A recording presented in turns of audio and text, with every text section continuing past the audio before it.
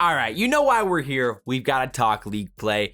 Obviously, the elephant in the room, David Vonderhaar, and we had a little conversation on Twitter about league play and the things that Treyarch, devs as a whole, Call of Duty need to improve with their league play year in and year out. Obviously, with the launch of the Call of Duty League this weekend, they finally launched league play inside of Black Ops Cold War, and let's just say it didn't necessarily live up to all of the expectations that we had for what a league play or a ranked play inside of Call of Duty could potentially look like.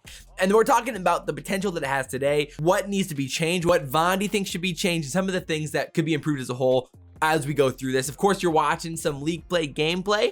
Shout out, I did some placement matches. This was just my second to last one. I've been waiting to play it a little bit. I've got one more left to do before we get ranked. This was by no means some crazy game, but a decent game on Crossroads Hardpoint nonetheless. So I hope you guys enjoy that as we're talking about this. So there's a lot to talk about when it comes to league play. Let's finally get into it. Let's go. The first thing that's pretty obvious is that as an esport, Call of Duty needs a league or ranked play in COD every single year from the beginning. We've all been saying this for years and years and years and years. And of course, I mean, competitive COD has basically only had a real league play or a real ranked play in a few titles. I mean, at the end of the day, there has been competitive modes, and then like Infinity Ward has put in competitive playlists, which is like pubs 4v4. Black Ops 4 had a league play, which was okay at best. World War II had a pretty good elo-based ranked play system that it had its flaws. Don't get me wrong, there was some massive matchmaking issues and things like that, but the system itself worked very, very well. And then the other only real league play or rank play system would have been BO2s, which at least had the nice tiers, but that was just because it was like the first of its kind inside of Call of Duty. But when you compare all of the versions of league play or ranked play that COD has had versus other esports, it doesn't even live in the same atmosphere, the same universe in comparison of quality to what it takes, like the addiction to grinding and leveling up and improving. Like basically every other esport has a significantly better system. Like Apex or Fortnite would still qualify as better ranked play systems than what COD has. And we've been an esport literally since like 2006. So it's like, that's what gets us frustrated as competitive Call of Duty content creators or players or people in the space as a whole. We understand that we're on the back burner, and that's something that we're going to talk about with David Vonderhaar when we go through the tweets that he talked with me about. If we just had a system where there was like 7 or 8 or 9 tiers, I know League of Legends has like 9 tiers, and inside of all 9 of those tiers there's different ranks. So you could have like gold 3, gold 2, gold 1, and then you go up to the next one and you have 3, 2, 1, and the next one you got 3, 2, 1. So you basically have 27 different ranks inside of like League of Legends rank play system, where in Cold War system you've only got 5 different ranks. Like I know I'm either going to be at the top of the elite system or at the bottom of the Masters division, and there's nothing else for me to grind for inside of this league play besides just knowing that. Like again, in the league example, you're trying to go from gold 3 to gold 2 to gold 1 to platinum 3 to platinum 2 to platinum 1, and then you've got like master and grandmaster and challenger and all those things. Like that's cool because that gives you a legit something to work towards versus like what we're at now. Like even games like FIFA have a better esport system than what COD has right now, and a big reason for why it's lacking, it doesn't have any reason to grind. No reward for winning X amount of matches in the Masters division, no reward for having a certain like KD or score per minute or anything like that inside the Masters division. There's no top 500 leaderboard like in World War II. You could look at the leaderboards and see, oh wow, these are the top 500 players in ranked right now.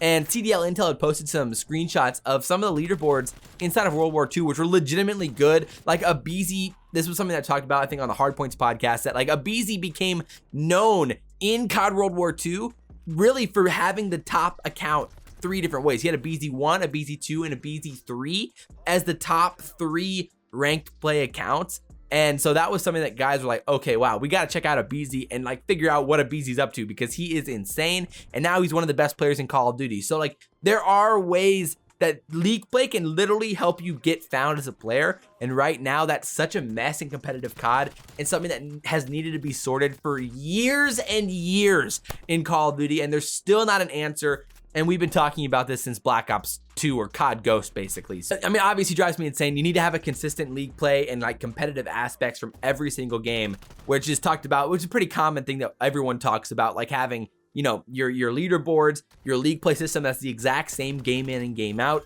having like theater mode and all these things that help a competitive COD as a whole. They need to be in the game every single year, and we need to know that they're going to be there without having to question it and be like, ooh, is this going to be like a good competitive COD game? Or like, is it going to have the support we need? Like, those questions should have been answered 5 years ago, and we're still sitting here in 2021 on a Black Ops Cold War game. We are having these debates on PS3, even like at the beginning of PS3. So it's like, that's where it makes me lose my mind. And so hopefully in the future, those things can get fixed. Let's talk about Vonderhaar. Basically, I tweeted this tweet where Vonderhaar ended up replying, basically out of pure desperation. I'm like, dude, please, I need some communication about what is up with League Play. Of course, it launched with a ton of issues. All of the non-competitive things not banned, and all the bans were wrong. The preset classes weren't even in the game originally. So there was all these things like that like they had talked about weren't even in the game. So that was why I was like, yo, we need some communication here.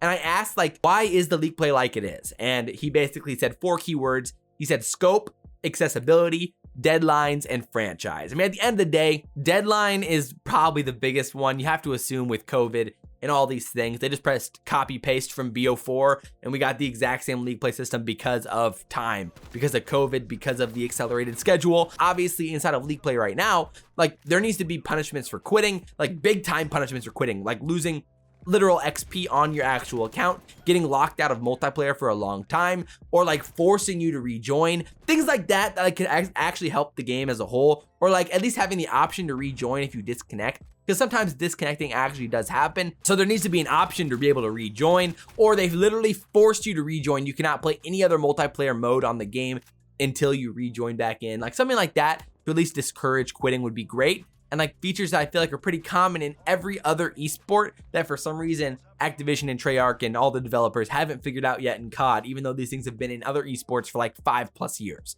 So that's why I lose my mind. But Vonderhaar was very, very transparent with me, and so I really, really appreciate that.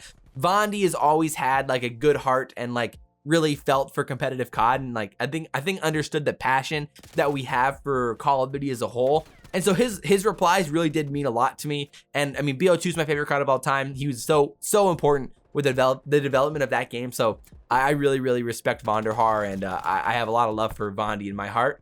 And it was really cool to see him reply to my tweets like that. And I definitely had like a little like star-struck moment of Vondi replying. So that was really, really cool. But some of the things he was like talking about, how like one tweet he said was that it's worth exploring if we can expose some of the math. It's clear that people are asking about it. I need to think it over and talk to some people about it. So exposing some of the math about how your ranks are even, you know, decided. They put out a patch today apparently fixing some of those things, because like guys like Awakening, a Call of Duty pro who's insane, he said he had a 10 KD during his placement matches, and then he got put into the challengers or whatever, like the top 50% or whatever. So like that is comedy that things were like that were happening. He mentioned Foxhound, the community manager at Treyarch, to help like get some more communication, those lines of communication going. So that's pretty exciting. And like just seeing Vonderhaar talk about it publicly is definitely like a good sign for competitive Call of Duty. Gets me excited and keeps me positive about the future of what this could look like. But like, again, even if Treyarch cares, next year we're going to go to an Infinity Ward game where we've literally heard the devs say that competitive ruins the game. It's like pubs and everything worse.